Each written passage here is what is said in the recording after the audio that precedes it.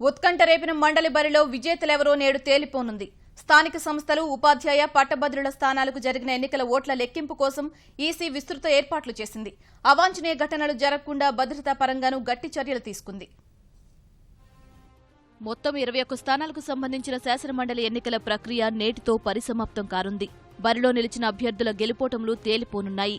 స్థానిక సంస్థల కోటాలో 9, ఎమ్మెల్యే కోటాలో 7, పట్టభద్రుల కోటా 3, ఉపాధ్యాయుల కోటాలో 2 స్థానాలకు ఎన్నికల నోటిఫికేషన్ వెలువడగా అందులో కొన్ని ఇప్పటికే ఏకగ్రీవమయ్యాయి. అలా ఎమ్మెల్యేల కోటాలోని 7 స్థానాల్లో 5 తెలుగుదేశం, 2 వైకాపా అభ్యర్థులు ఏకగ్రీవంగా గెలిచారు. స్థానిక సంస్థల కోటాకు సంబంధించిన 6 స్థానాలను పోటీ లేకుండా తెలుగుదేశం కైవసం చేసుకుంది.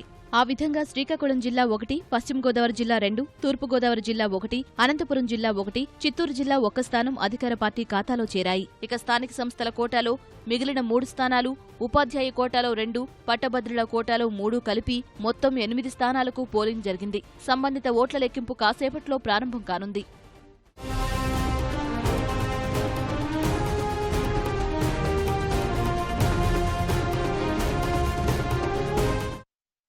స్థానిక సంస్థల కోటాలో కడప, నెల్లూరు, కర్నూలు జిల్లాకు చెందిన 3 స్థానాల ఓట్ల లెక్కింపునకు ఏర్పాట్లు పూర్తయ్యాయి. అలాగే కడప, కర్నూలు, అనంతపురం జిల్లాలతో కూడిన రాయలసీమ పట్టభద్రులు, ఉపాధ్యాయ ఎమ్మెల్సీ ఎన్నికల ఓట్ల లెక్కింపునకు రంగం సిద్ధమైంది. చిత్తూరు, నెల్లూరు, ప్రకాశం జిల్లాలతో కూడిన తూర్పు రాయలసీమ నియోజకవర్గంలోనూ పట్టభద్రులు, ఉపాధ్యాయ స్థానాల ఫలితాలు నేడు వెల్లడి కానున్నాయి. ఇక ఉత్తరాంధ్ర పట్టభద్రుల స్థానంలో ఓట్ల లెక్కింపు కోసం అధికారులు పకడ్బందీ ఏర్పాట్లు చేశారు.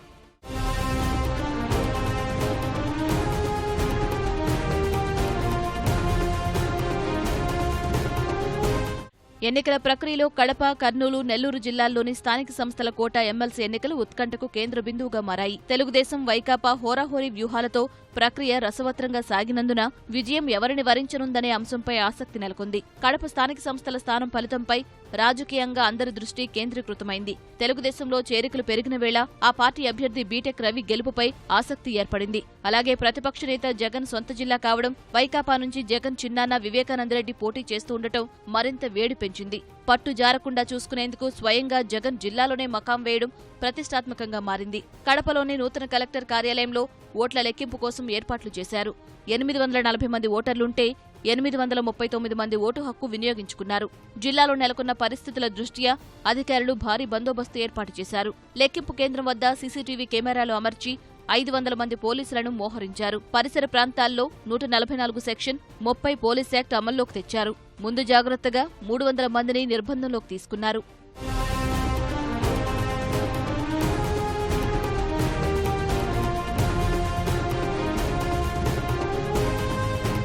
కర్నూలు జిల్లా స్థానిక సంస్థల కోట ఎమ్మెల్సీ ఎన్నికల బరిలో తెలుగుదేశం నుంచి శిల్పా చక్రపాణిరెడ్డి, వైకాపా నుంచి గౌరు వెంకటరెడ్డి మధ్య గట్టి పోరు సాగింది. కర్నూలు ప్రభుత్వ జూనియర్ కళాశాలలో ఓట్ల లెక్కింపు కోసం ఏర్పాట్లు చేశారు.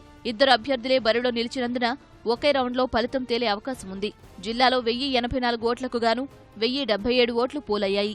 నెల్లూరు జిల్లాలో తెలుగుదేశం నుంచి వాకాటి నారాయణ రెడ్డి, ప్రతిపక్ష పార్టీ నుంచి ఆనం విజయకుమార్ రెడ్డి పోటీ పడుతున్నారు.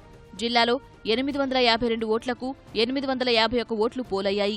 నెల్లూరు మండల పరిషత్ కార్యాలయంలో కాసేపట్లో లెక్కింపు ప్రారంభం కానుంది.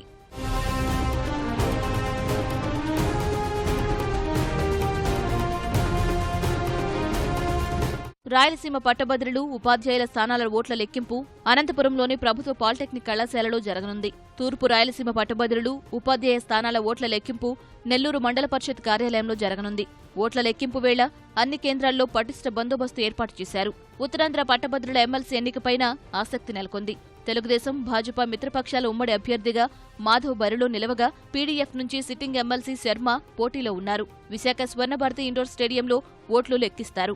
ఉదయం 8 గంటలకు ఓట్ల లెక్కింపు ప్రారంభమవుతుంది. స్థానిక సంస్థల ఫలితాలు మధ్యాహ్నానికి, పట్టభద్రులు, ఉపాధ్యాయ ఎమ్మెల్సీ ఎన్నికల ఫలితాలు సాయంత్రానికి వెల్లడయ్యే అవకాశం ఉంది.